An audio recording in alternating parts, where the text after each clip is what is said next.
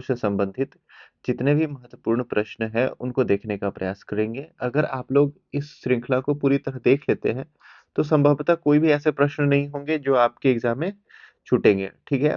तो चलिए हम लोग स्टार्ट करते हैं। तो पहला क्वेश्चन क्या लिखा हुआ है कि भारतीय संविधान में जो 42वां संविधान संशोधन हुआ था, उसके तहत राज्य के नीति निर्देशक तत्व में कौन-सा जोड़ा गया?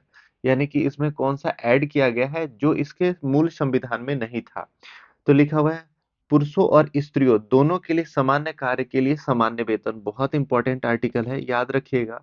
मेल और फीमेल के लिए सामान्य कार्य के लिए समान वेतन 39 के डी में लिखा हुआ था। ठीक है।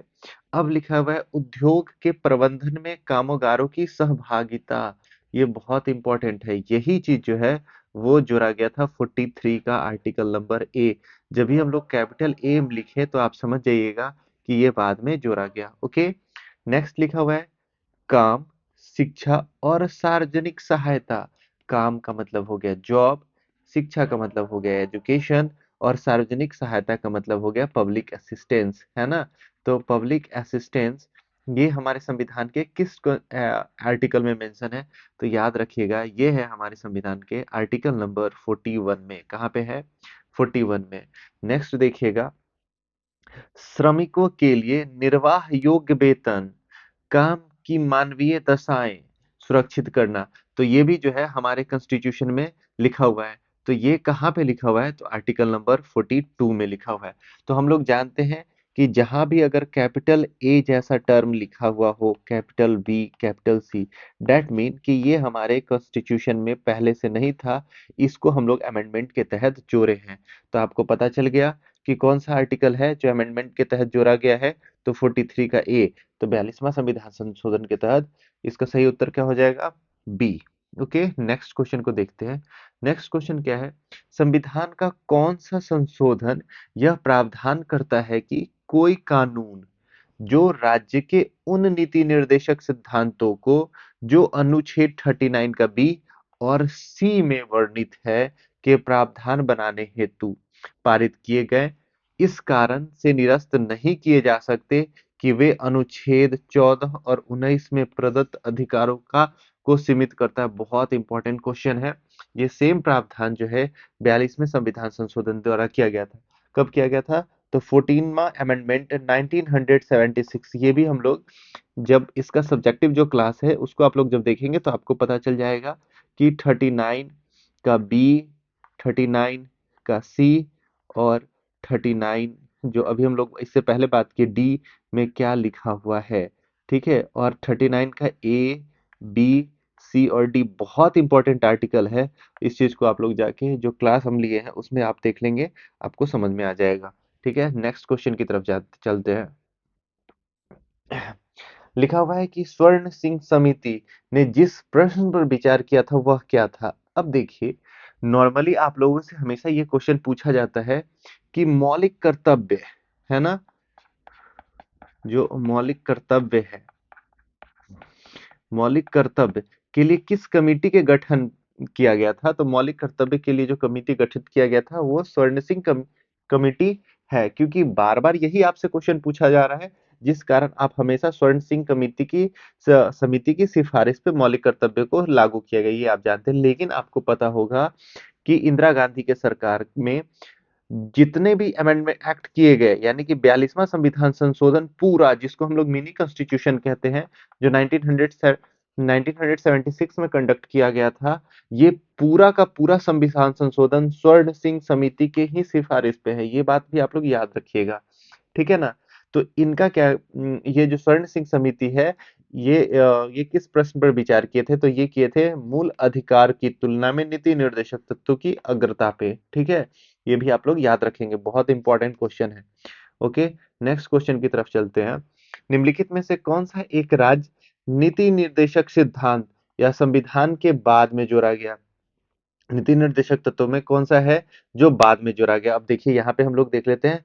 पंचायती राज्य का गठन हम लोग जानते हैं कि आर्टिकल नंबर 40 में मेंशन किया गया है।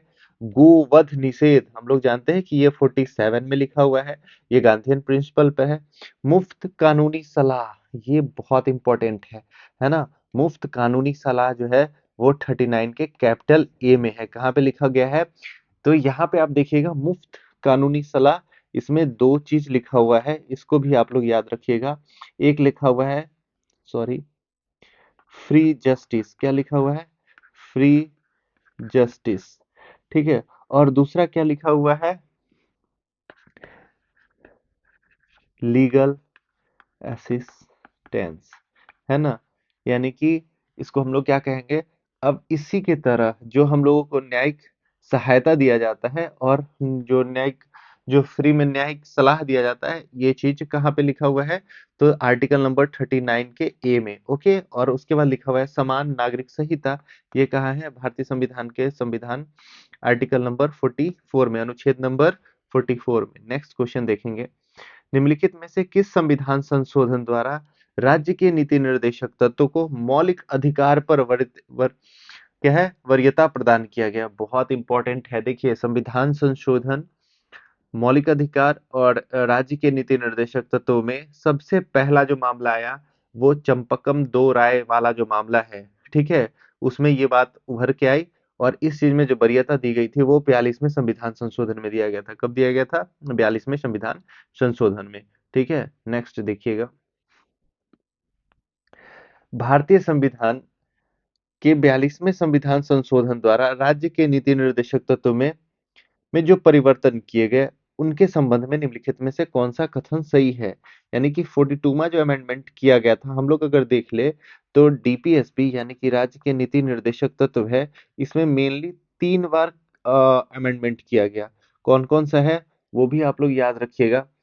एक तो 42वां संविधान संशोधन है, ठीक है। एक है 86वां संविधान संशोधन है, और थोड़ा सा बदलाव है 44वां संविधान संशोधन, ओके। तो हम लोग देखते हैं, इसने राज्य को नागरिकों को निशुल्क कानूनी सहायता का प्रावधान करने के लिए सक्षम बनाया गया।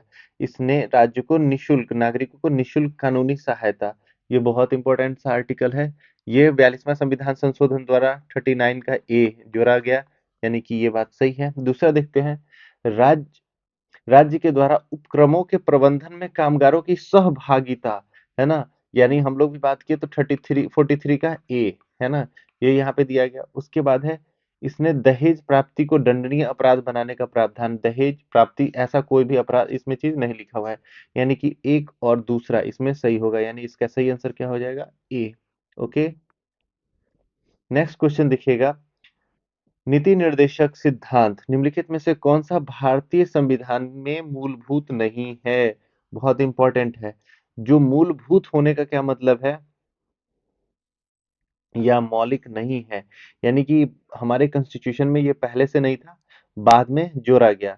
पर्याप्त जीविका साधन का नागरिकों का अधिकार, जो पर्याप्त जीविका का साधन है का नागरिकों का अधिकार, हम लोग जानते हैं कि आर्टिकल नंबर 39 का सब क्लॉज ए या क्लॉज ए में ये चीज लिखा हुआ है कि नागरिकों के लिए जीविका का साधन क्या करना होगा, यह राज्य का दायित्व बनता है। फिर क्या है, निशुल्क कानूनी सहायता, ये बाद में जोड़ा गया 39 के ए में। उसके बाद लिखा हुआ है 14 वर्ष से कम आयु के बच्चों के लिए निशुल्क और अनिवार्य शिक्षा। देखिए यहाँ पे ना टर्म क्या लिखा हुआ है, 14 वर्ष से कम।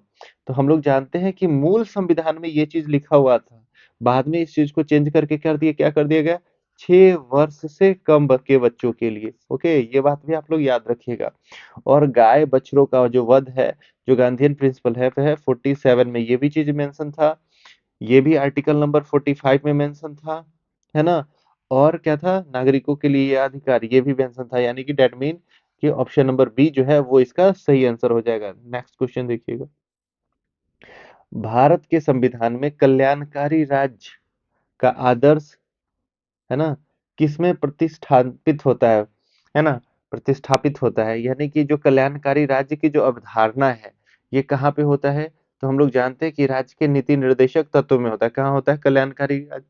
तो ये आर्टिकल नंबर 38 में मेंशन किया गया है। अगर यहाँ पे ऑप्शन चूज करना होता है ए और बी, ठीक है, तो ये दोनों हो जाता है, क्योंकि ये उद्देशिका में भी मेंशन है, लेकिन यहाँ पे आपको इंडिविजुअल चुनना है, इसी वजह से आपको क्या करना पड़ेगा, तो राज्य के नीति निर्देशक तत्वों को, ओके। नेक्स्ट क्वेश्चन देखिएगा, कौन सा नीति निर्देशक तत्व 44वें संविधान संशोधन द्वारा जोड़ा गया? बहुत इंपॉर्टेंट है। अभी हम लोग बात किए थे ना कि अपने कॉन्स्टिट्यूशन जो डीपीएसपी में है इसमें मेजर चेंजेस 3 बार किया गया। 42वां संविधान संशोधन, 44वां संविधान संशोधन और 86वां संविधान संशोधन। इसी के द्वारा 3 बार अभी तक 3 अमेंडमेंट के द्वारा इसके साथ छेड़छाड़ किया गया है। तो लिखा हुआ है व्यक्ति और समूह के बीच आय की प्रतिष्ठा की सुविधा। ठीक है, ये चीज कि अवसरों के अपसमान और लिखा हुआ है देखिए, व्यक्तियों और समूहों के बीच आय की, प्रतिष्ठा की, सुविधाओं की और अवसरों की असमानता को समाप्त करने का प्रयास किया गया। यही जो क्लॉज है वो जोड़ा गया था और ये 38 में मेंशन किया गया था। कहाँ पे मेंशन किया गया था? 38 में मेंशन किया गया था। आप लोग इसको याद रखेंगे, 44वां संविधान संशोधन के द्वारा। ठीक है, यही इसका सही आंसर हो जाएगा। अब देखिए, न्याय पाने की अवसर की समानता और निशुल्क विधिक सहायता का अधिकार, ये हम लोग जानते हैं कि 39 के ए में जोड़ा गया था और ये 42वां संविधान संशोधन के द्वारा। पर्यावरण, वन और वन्य जीव का संरक्षण, ये जोड़ा गया था कहाँ पे? तो 48 का ए, है ना, 42वां संविधान संशोधन के द्वारा इसको भी जोड़ा गया। उद्योग के प्रबंधन में मजदूरों की सहभागिता, ये क्या है? 43 का ए, है ना, और ये भी 42वां संविधान संशोधन द्वारा जोड़ा गया था। तो इसका सही आंसर क्या हो जाएगा? Option number. देखेंगे नेक्स्ट क्वेश्चन क्या है। कल्याणकारी राज्य, है ना, कल्याणकारी राज्य का उद्देश्य क्या है? तो कल्याणकारी राज्य का उद्देश्य क्या होता है कि अधिक से अधिक जो मेंबर हो या अधिक से अधिक जो नागरिक हो उनका क्या किया जाए? कल्याण सुनिश्चित किया जाए। तो इसका क्या है? अधिकतम संख्या का। इसमें हम लोग किसी वर्ग विशेष पे बात नहीं करेंगे, सभी का बात करेंगे। तो क्या है? अधिकतम संख्या का अधिकतम कल्याण सुनिश्चित हो। ओके, तो ये इसका सही आंसर हो जाएगा। नेक्स्ट क्वेश्चन देखेंगे। भारत के कल्याणकारी राज्य होने का विचार पाया जाता है ना? तो भारतीय, अब कल्याणकारी राज्य का जो बात है वो कहाँ कहाँ मेंशन है? तो भारतीय संविधान के प्रस्तावना में मेंशन है और राज्य के नीति निर्देशक तत्वों में मेंशन है, यानी कि ऑप्शन नंबर डी सही हो जाएगा। नेक्स्ट क्वेश्चन देखेंगे। तो लिखा हुआ है राज्य के नीति निर्देशक तत्वों को लागू करना किसका कर्तव्य है? बहुत इंपॉर्टेंट है, राज्य के नीति निर्देशक तत्वों को लागू करना किसका कर्तव्य है? अब देखिए, ये जो कर्तव्य है वो किसका है? राज्य का है, लेकिन हम लोग जानते हैं कि ये क्या है? फोर्सेबल नहीं है, यानी कि ये वाद्य योग्य नहीं है, यानी कि हम लोग जबरदस्ती इस चीज को नहीं लगवा सकते। अब देखिए, यहाँ से ना एक बात बन जाती है, जैसे क्वेश्चन आपसे पूछा जा सकता है कि ये इनफोर्सेबल नहीं है। इनफोर्सेबल नहीं है तो किसके द्वारा इनफोर्सेबल नहीं है?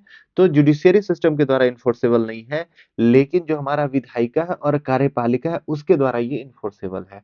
ओके, ये चीज याद रखिएगा। ठीक है, नेक्स्ट क्वेश्चन चलते हैं। क्योंकि अगर हम लोग देख लेते हैं ना कि कोई भी चीज, जैसे हम लोग बात करते हैं पंचायती राज, है ना, 44वां ये 40वां आर्टिकल नंबर में है ना, पंचायती पंचायती राज था यहाँ पे। लेकिन हमको बताया था कि ये तब तक इनफोर्सेबल नहीं था जब तक क्या नहीं किया गया, 72वां 73वां संविधान संशोधन नहीं किया गया 1992 में। ओके, जब ये कर दिया गया डेट मीन कब किया गया? ये विधायिका के द्वारा किया गया और ये उसके बाद क्या हो गया? इनफोर्सेबल हो गया। ठीक है, तो कोई भी अगर एक्ट बना दिया जाता है तो ये इनफोर्सेबल है, और इन इनफोर्सेबल नहीं है जब तक ये एक्ट नहीं बनाया जाता है। नेक्स्ट क्वेश्चन देखिएगा। राज्य के नीति निदेशक सिद्धांत क्या है? तो क्या है ये? तो संविधान के निर्माताओं का मुख्य उद्देश्य, यहाँ पे मुख्य उद्देश्य लिखा हुआ है, तो मुख्य उद्देश्य तो बिल्कुल भी नहीं है। ये ऐसे सिद्धांत है जिसके द्वारा राज्य को अच्छा शासन चलाने के निर्देश दिए गए।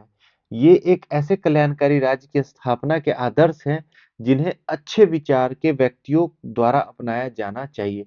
यहाँ पे देखिए स्पेसिफिक कर दिया है कि अच्छे विचार के व्यक्तियों द्वारा अपनाया जाना चाहिए, ये नहीं है। ये एक ऐसा सिद्धांत है जिसके द्वारा राज्य को अच्छा शासन चलाने के लिए निर्देश दिया गया है। ओके, तो इसका सही आंसर क्या हो जाएगा? Option number B. Next question देखते हैं। राज्य के नीति निर्देशक सिद्धांत को भारतीय संविधान में शामिल किया जाने का उद्देश्य क्या है? ठीक है ना, तो हम लोग इसके बारे में बात किए थे कि भारतीय संविधान में नीति निर्देशक तत्वों को स्थापित करने के पीछे क्या है? तो सामाजिक, आर्थिक, लोकतंत्र को स्थापित करना। यहाँ पे हम लोग इस चीज के बारे में क्लास में बात किए थे। सामाजिक, आर्थिक, यहाँ पे लोकतंत्र के जगह पे प्रजातंत्र की बात किया गया है, तो ये इसका सही आंसर हो जाएगा। ओके, नेक्स्ट क्वेश्चन देखते हैं। समान कार्य के लिए समान वेतन भारत के संविधान में सुनिश्चित किया गया है, तो राज्य के नीति निर्देशक तत्व में है और आर्टिकल नंबर 39 के डी में है, सब क्लॉज डी में है या क्लॉज डी में। निम्नलिखित में से कौन सा एक राज्य के नीति निर्देशक सिद्धांत का उद्देश्य नहीं है? यहाँ पे क्वेश्चन भी पढ़ना बहुत जरूरी है। उद्देश्य नहीं है। एक कल्याणकारी राज्य की स्थापना करना, बिल्कुल ये उद्देश्य है। सामाजिक आर्थिक न्याय को सुनिश्चित करना, ये भी एक उद्देश्य है। एक धार्मिक राज्य, है ना, हमारा राज्य कैसा होना चाहिए? धर्मनिरपेक्ष होना चाहिए। ये धार्मिक राज्य की स्थापना करना, यही उद्देश्य नहीं है, तो इसका सही आंसर क्या हो जाएगा? Option number C. Next next question क्या है? निम्नलिखित में से कौन सा या से राज्य के नीति निर्देशक तत्वों में शामिल है? ठीक है, यानी कि पूछ रहा है कि नीति निर्देशक तत्व में कौन से बातें लिखी गई है? तो मानव के दुर्व्यवहार या बलात् श्रम का प्रतिषेध। तो हम लोग जानते हैं ये हमारा क्या है? फंडामेंटल राइट है। क्या है? फंडामेंटल राइट है और आर्टिकल नंबर 23 में मेंशन किया गया है, तो ये हमारा नहीं हुआ। अब देखिए, मादक पेय और स्वास्थ्य के लिए हानिकारक औषधि। अब हम लोग जानते हैं कि गांधीयन प्रिंसिपल जो 47 है, तो हार्मफुल मेडिसिन, है ना, या इसका किसी भी तरह से यूटिलाइजेशन या मद निषेध, है ना, यानी कि जो मादक पदार्थ है उसके उपभोग पर प्रतिषेध का बात करता है, तो आर्टिकल नंबर 47 के अकॉर्डिंग इसका दूसरा बात जो है वो सही है, तो इसका सही आंसर क्या हो जाएगा? केवल दूसरा। नेक्स्ट क्वेश्चन क्या है? समान कार्य के लिए समान वेतन, बहुत इंपॉर्टेंट है, इसको एकदम आप लोग याद ही कर लीजिएगा। तो इस समान कार्य के लिए जो समान वेतन है वो हमारा आर्टिकल नंबर 39 के सब क्लॉज या क्लॉज नंबर 39 का डी में है। ठीक है, और ये बहुत इंपॉर्टेंट है कि हमारे कल्याणकारी जो राज्य है उसका मेन उदाहरण आपको कहाँ मिलेगा? तो टोटल 39 के आर्टिकल में जो 6 बातें लिखी है उसी में। और जो समान कार्य के लिए जो समान वेतन है वो किस तरह का अधिकार है ना? तो वो आर्थिक अधिकार के लिए राजनीतिक मांग है ना? हम क्या चाहते हैं कि हमको क्या चाहिए? आर्थिक अधिकार, इकोनॉमिकली राइट चाहिए। और हम किससे डिमांड करते हैं? तो हमारे जो पॉलिटिकल पार्टीज हैं, है ना, जो हमारे विधायिकाएं हैं, उनसे हम ये चाहते हैं कि वो हमारे लिए ऐसा काम करे, तभी तो डीपीएसपी में ये मेंशन किया गया है। ठीक है, तो इसका ऑप्शन क्या हो जाएगा? बी। नेक्स्ट क्वेश्चन देखिएगा, निम्नलिखित में से कौन एक राज्य के नीति निर्देशक सिद्धांत में शामिल है? यहाँ पे वर्ड है शामिल है, तो क्या है? राज्य देश के पर्यावरण के संरक्षण तथा संवर्धन का प्रयास करेगा, ये बहुत इंपॉर्टेंट है। तो राज्य के नीति निर्देशक तत्व में हमारा जो आर्टिकल नंबर है, जो हमारे इन्वायरमेंट का प्रोटेक्शन का बात करता है, वो करता है 48 का ए, है ना, यानी कि ये अमेंडमेंट के तहत जोड़ा गया है, ये बात याद रखिएगा। राज्य किसी व्यक्ति को कानून के समक्ष समानता नहीं मानता है, समानता का नहीं मानता है, तो ये देखिए, ये क्या है? फंडामेंटल राइट है ना, कानून सबके लिए समान है। यहाँ पे थोड़ा सा टाइपिंग मिस्टेक है। राज्य किसी व्यक्ति को उसके धर्म, कुल, जाति, लिंग अथवा जन्म स्थान के आधार पर विभेद नहीं करेगा, ये हमारा फंडामेंटल राइट है। ठीक है, अस्पृश्यता का प्रवर्तन, है ना, अस्पृश्यता का उन्मूलन, ये हमारा फंडामेंटल राइट है। यानी कि इसका सही आंसर क्या हो जाएगा? आर्टिकल नंबर 48 के ए के तहत option number A. Okay, next question देखिएगा, और ये तीनों जो बात है वो हमारे फंडामेंटल राइट में लिखा गया है। ओके, नेक्स्ट क्वेश्चन देखते हैं, निम्नलिखित में से क्या-क्या राज्य के नीति निर्देशक तत्वों में शामिल है? पहला लिखा हुआ है, राज्य विकास के लिए विज्ञान एवं प्रौद्योगिकी को बढ़ावा देने का प्रयत्न करेगा। अब देखिए, यहाँ पे लिखा हुआ है विज्ञान एवं प्रौद्योगिकी को बढ़ावा देने का प्रयास करेगा, ये हमारा फंडामेंटल क्या है? ड्यूटीज है ना, यानी कि जब हम लोग इसके बाद का चैप्टर पढ़ेंगे 51 का ए, है ना, उसमें ये चीज लिखा गया है। फिर दूसरा क्या है? राज्य पूरे भारत के नागरिकों के लिए एक समान सिविल कोड सुनिश्चित करने का प्रयास करेगा, बहुत इंपॉर्टेंट है। ये है आर्टिकल नंबर 44, 44वां। ठीक है, ये हमारे कॉन्स्टिट्यूशन में मेंशन है, ये राज्य के नीति निर्देशक तत्व में शामिल है। नेक्स्ट क्वेश्चन है, राज्य जनसंख्या नीति और परिवार नियोजन कार्यक्रम तैयार करेगा। परिवार नियोजन और जनसंख्या जैसी कोई भी बात नहीं है। हालांकि इस चीज का रिकमेंडेशन जो है वो स्वर्ण सिंह समिति के द्वारा 51 के ए में जोड़ने की बात की गई थी, बट इसे जोड़ा नहीं गया। ओके, उसके बाद है, राज्य पर्यटन को बढ़ावा देने के लिए कदम उठाएगा, ऐसा कुछ भी नहीं लिखा हुआ है हमारे डीपीएसपी में, तो इसका सही आंसर क्या हो जाएगा? Option number B. ओके, और इसमें केवल दो। नेक्स्ट क्वेश्चन चलते हैं। निम्नलिखित में से राज्य के नीति निर्देशक सिद्धांत के विषय की पहचान कीजिए। बहुत इंपॉर्टेंट है। इसमें राज्य के नीति निर्देशक तत्वों का कौन सा सब्जेक्ट है उस पर बात करते हैं। मद्य निषेध, अनुच्छेद नंबर 47। ठीक है। फैक्ट्रियों एवं खानों में बाल श्रम निषेध, ये अनुच्छेद नंबर 24। बेगार अथवा बाल श्रम पे निषेध, आर्टिकल नंबर 23। अस्पृश्यता का निषेध है ना, आर्टिकल नंबर 17। तो 17, 23, 24 क्या ये डीपीएसपी में आता है? यानी कि आर्टिकल नंबर 36 से 51 के बीच में आता है? नहीं आता है। इसका सही आंसर क्या हो जाएगा? केवल एक। ओके। नेक्स्ट क्वेश्चन चलते हैं। निम्नलिखित में से कौन राज्य का नीति निर्देशक तत्व है? ठीक है। तो प्रेस की स्वतंत्रता, 19A। धर्म की स्वतंत्रता, यार ये सब क्वेश्चन कहाँ से आ गया? 25 से 28 के बीच में, है ना। कुटीर उद्योग को प्रोत्साहन, बहुत इंपॉर्टेंट है। ये है गांधीयन प्रिंसिपल, आर्टिकल 43। क्या है? आर्टिकल 43 में लिखा हुआ है। कानून के समक्ष समानता, ये आर्टिकल हो गया 14। ओके। तो इसका सही आंसर क्या हो जाएगा? जो राज्य के नीति निर्देशक तत्वों को फॉलो करता है वो हो गया ऑप्शन नंबर सी। ठीक है। नेक्स्ट क्वेश्चन देखिएगा। निम्नलिखित में से कौन सा राज्य के नीति निर्देशक तत्व हैं? ओके। तो राज्य किसी व्यक्ति को विधि के समक्ष समता नहीं नकारेगा। ठीक है। ये हम लोग फिर आ जा रहे हैं कहाँ पे? फंडामेंटल राइट पे। राज, धर्म, मूल, वंश, लिंग या जन्म स्थान के आधार पर किसी व्यक्ति के साथ विभेद नहीं करेगा। ये भी फंडामेंटल राइट में लिखा हुआ है। अस्पृश्यता का अंत, ये भी फंडामेंटल राइट में लिखा हुआ है। राज्य पर्यावरण के संरक्षण और उसका संवर्धन करेगा, यही हमारा राज्य के नीति निर्देशक तत्व है, जो आर्टिकल नंबर 48 का ए में लिखा हुआ है। ओके। Next question. उद्योग के प्रबंधन में कामगारों के भाग लेना भारतीय संविधान के किस अनुच्छेद में है ना? उद्योग में जो पार्टिसिपेशन करेगा वो कहाँ पे लिखा हुआ है? बहुत अच्छा। यहाँ पे तो सब दिया हुआ था। 43 के ए में लिखा हुआ है। कहाँ है? 43 के ए में। नेक्स्ट क्वेश्चन देखिएगा। निम्नलिखित में से कौन सा एक राज्य के नीति निर्देशक तत्व नहीं है ना? राज्य सुनिश्चित करने का प्रयास करेगा कि पुरुष और महिलाओं को समान कार्य के लिए समान वेतन। बिल्कुल। ये हम लोग कितनी बार बात कर लिए, क्योंकि बहुत इंपॉर्टेंट है।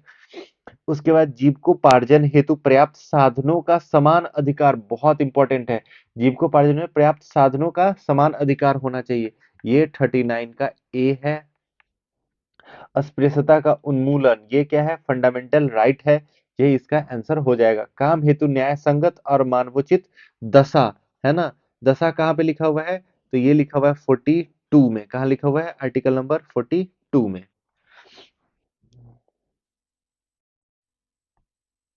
नेक्स्ट क्वेश्चन देखिएगा। लिखा हुआ है राज्य के नीति निर्देशक सिद्धांत निम्नलिखित से किसके बारे में शांत है? किस चीज पे हमारा राज्य का नीति निर्देशक तत्व है जिसमें कोई भी बात नहीं लिखा गया है? प्रौढ़ शिक्षा, ऐसा हमारे राज्य के नीति निर्देशक तत्व में कहीं भी नहीं लिखा हुआ है। कामगारों के निर्वाह योग्य मजदूरी, है ना। निर्वाह योग्य मजदूरी, ये है आर्टिकल नंबर 43 में। कहाँ लिखा हुआ है? 43 में। और इसी के तहत हम लोग का मनरेगा स्कीम चलता है। कौन चलता है? मनरेगा स्कीम। गरीबों को निशुल्क विधिक सहायता, बहुत इंपॉर्टेंट है। निशुल्क विधिक सहायता कहाँ है? 39 के ए में है। ठीक है।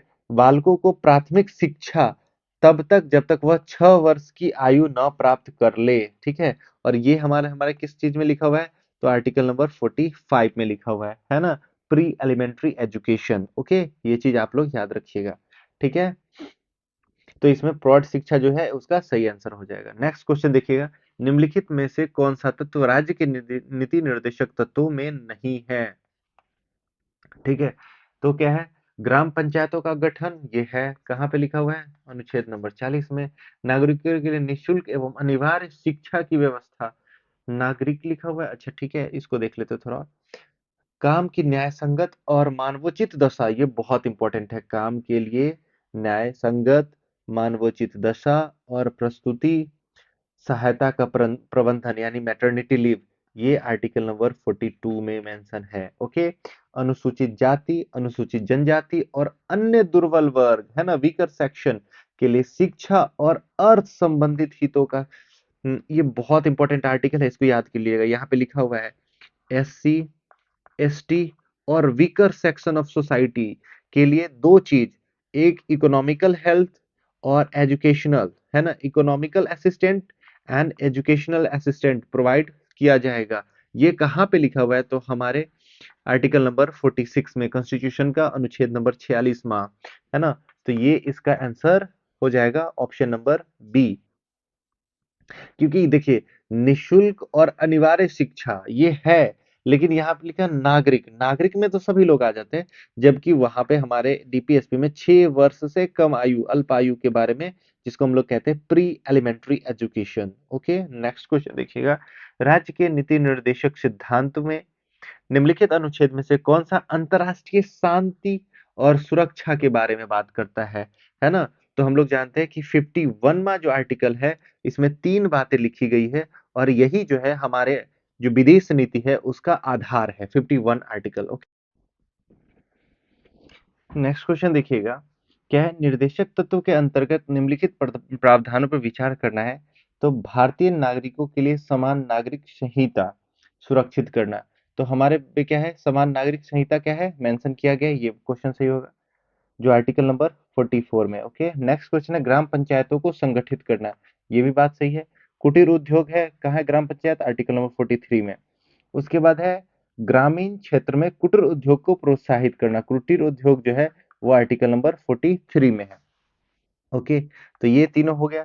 सभी कामगारों के लिए यथोचित अवकाश और सांस्कृतिक अवसर। हमारे कॉन्स्टिट्यूशन में अवकाश और सांस्कृतिक अवसर की बात नहीं की गई है, तो ऑप्शन नंबर 4 नहीं होगा, यानी कि 1, 2 और 3 होगा। 1, 2, 3, और देखिए यहाँ पे 3, 1, 2, 3, यहाँ पे 4 लिखा हुआ, 1, 2, 3, यानी कि ऑप्शन नंबर ए इसका सही हो जाएगा। ओके, नेक्स्ट क्वेश्चन देखिएगा। नेक्स्ट क्वेश्चन है, क्या है, भारत के संविधान के अनुसार निम्नलिखित में से कौन सा देश के शासन के लिए आधारभूत है ना? तो देश के शासन के लिए आधारभूत क्या है, तो राज्य के नीति निर्देशक तत्व, है ना? क्योंकि शासन को चलाने के लिए जो फंडामेंटल जो कॉन्सेप्ट है, जिससे हम लोग शासन को चला सकते हैं, इस चीज के बारे में अगर कहीं पे लिखा हुआ है, वो कहाँ है, तो directive principle of state policy में ही ये चीज आपको दिखेगा, इसके अलावा आपको कहीं नहीं दिखेगा। हर जगह जैसे फंडामेंटल राइट है, वहां पे मानव का अधिकार दिया है, लेकिन शासन कैसे चलेगा ये तो नहीं दिया गया है। उसके अलावा पूरा पार्लियामेंट में, पार्लियामेंट का ऑर्गेनाइजेशन है, कोई बॉडी है, वो कैसे रूल करेगा ये चीज है, लेकिन शासन में क्या क्या करना है वो कहाँ लिखा हुआ है, वो हमारे राज्य के नीति निर्देशक तत्व में लिखा हुआ है। ओके, नेक्स्ट क्वेश्चन देखिएगा। राज्य के नीति निर्देशक सिद्धांत किस प्रकार मौलिक अधिकार से भिन्न है? बहुत इंपॉर्टेंट क्वेश्चन है।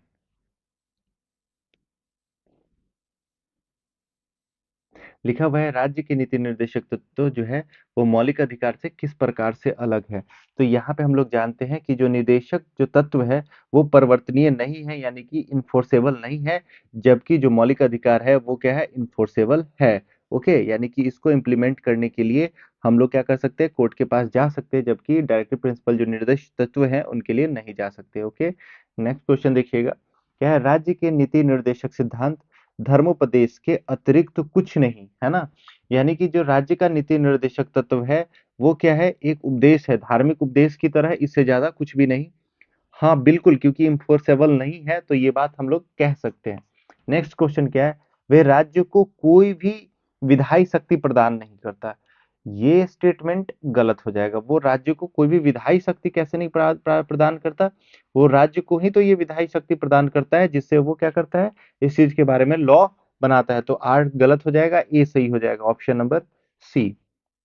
नेक्स्ट क्वेश्चन देखिएगा। भारत शासन अधिनियम 1935 में अंतर्दृष्टि अनुदेश पत्र, है ना, यानी कि इंस्ट्रूमेंट ऑफ इंस्ट्रक्शन को वर्ष 1950 में भारत के संविधान के किस रूप में समाविष्ट किया गया, किस रूप में इसको एक्सेप्ट किया गया, तो वो है राज्य के नीति निर्देशक तत्व। जब हम लोगों ने लेक्चर के देखा था तो उसमें इस चीज के बारे में बात किया गया था। ओके, नेक्स्ट क्वेश्चन देखिएगा। मूल अधिकार और निर्देशक सिद्धांत के बीच संबंधों को वर्तमान स्थिति के विषय में निम्नलिखित में से कौन सा एक वक्तव्य सही है ना? यहाँ पे फंडामेंटल राइट और directive principle of state policy के बीच के संबंध, जो उसका जो प्रेजेंट स्टेटस है वो क्या है, इस चीज के बारे में हम लोग को देखना है। तो निर्देशक सिद्धांत को मूल अधिकार की अपेक्षा किसी भी दशा में प्राथमिकता नहीं दी गई है, ये बात गलत है। ठीक है, मूल अधिकार की अपेक्षा निर्देशक सिद्धांत को सदैव प्राथमिकता दी गई है, ये भी बात गलत है। निर्देशक सिद्धांत की अपेक्षा मूल अधिकार को सदैव प्राथमिकता दी गई है, ये भी बात गलत है। सदैव मतलब हमेशा है, ऐसा नहीं है। कुछ मामलों में निर्देशक सिद्धांत को मूल अधिकार की अपेक्षा प्राथमिकता दी गई है। बिल्कुल, ये कहाँ पे है? तो हम लोग बात किए ना, आर्टिकल नंबर 39 का ए हो, ए को अगर भूल जाइए तो बी और सी, है ना?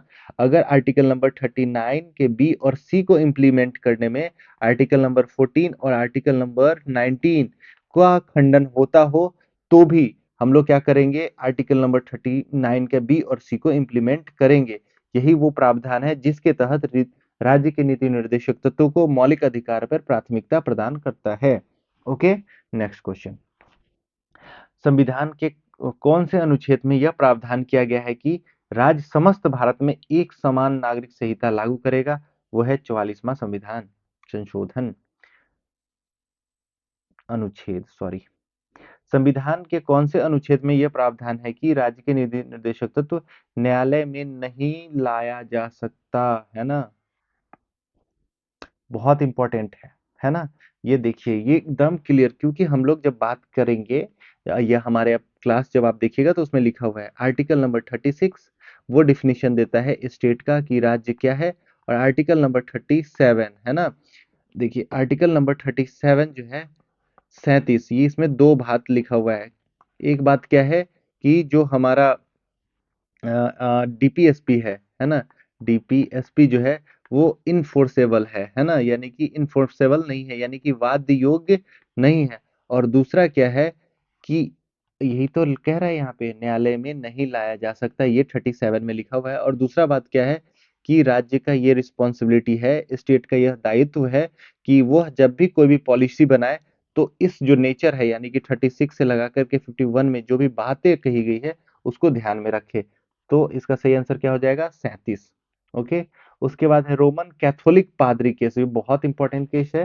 रोमन कैथोलिक पादरी केस, जो ये उत्तराखंड से संबंधित है ना केस? और इस केस में क्या है, इसका संबंध है समान नागरिक संहिता से। किससे है? एक समान नागरिक संहिता से। नेक्स्ट क्वेश्चन देखिएगा, निम्नलिखित में से किसने नीति निर्देशक तत्व को एक ऐसे चेक के रूप में कहा बताया जिसका भुगतान बैंक की सुविधा पर निर्भर कहता है? तो ये बताए थे केटी शाह। कौन कहते? केटी शाह। नेक्स्ट क्वेश्चन देखिएगा, मनरेगा जो स्कीम है, हम लोग इससे पहले भी बात किए, वो आर्टिकल नंबर 43 के तहत इंप्लीमेंट किया गया है। नेक्स्ट क्वेश्चन है, राज्य के नीति निर्देशक तत्व संबंध संविधान की आत्मा है जो संविधान के सामाजिक दर्शन को समाविष्ट करते हैं, उपरोक्त में से किसने कहा? राज्य का जो नीति निर्देशक तत्व है वो संविधान का आत्मा है। अब हम लोग जानते हैं कि आत्मा जैसा 3 बार टर्म यूज किया गया। एक है जो प्रस्तावना के लिए यूज किया जाता है, किसके लिए? प्रस्तावना के लिए।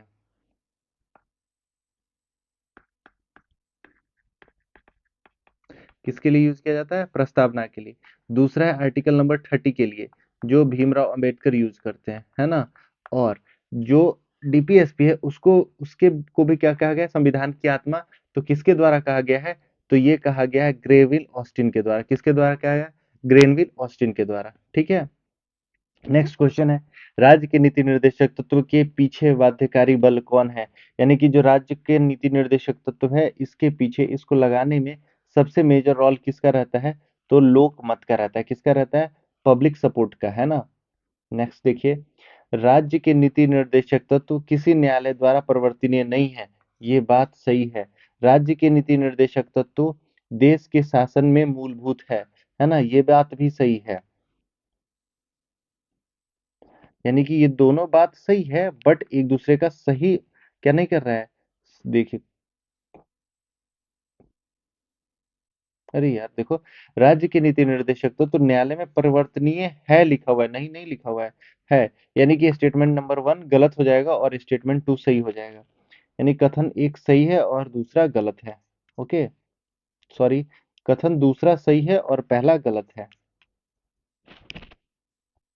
नेक्स्ट क्वेश्चन देखिएगा, भारत का संविधान किसके अंतर्गत प्रस्तुति राहत के प्रावधान का बात करता है? तो हम लोग जानते हैं कि मानवोचित दशा होनी चाहिए और इसी के तहत हम लोगों को महिलाओं को प्रस्तुति राहत, जो मैटरनिटी लीव है, वो आर्टिकल नंबर 42 के तहत मिलता है। नेक्स्ट क्वेश्चन देखिएगा, राज्य के नीति निर्देशक तत्व तो राज्य को निम्नलिखित में से किन किन के लिए निर्देशित करता है ना?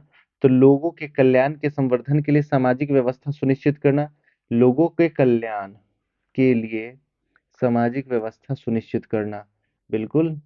कार्यपालिका को न्यायपालिका से अलग करना, कार्यपालिका को न्यायपालिका से अलग करना, अनुच्छेद 50 में लिखा है। लोक स्वास्थ्य का संवर्धन करना, है ना, लोक स्वास्थ्य के लिए, पब्लिक हेल्थ, है ना, इस चीज का भी संवर्धन करना, यानी कि अनुच्छेद 1 2 3 सब है इसमें। ठीक है, ठीक है। तो आज हम लोग डीपीएसपी देखे हैं, डीपीएसपी से संबंधित जितना भी इम्पोर्टेंट एमसीक्यू था उस चीज को देख लिए। अब इससे ज्यादा कोई भी क्वेश्चन नहीं आएगा, ये मैक्सिमम है। इसके अलावा जो हमारा क्लास है उसको भी आप लोग देखें और वीडियो को लाइक सब्सक्राइब जरूर कर दें। ठीक।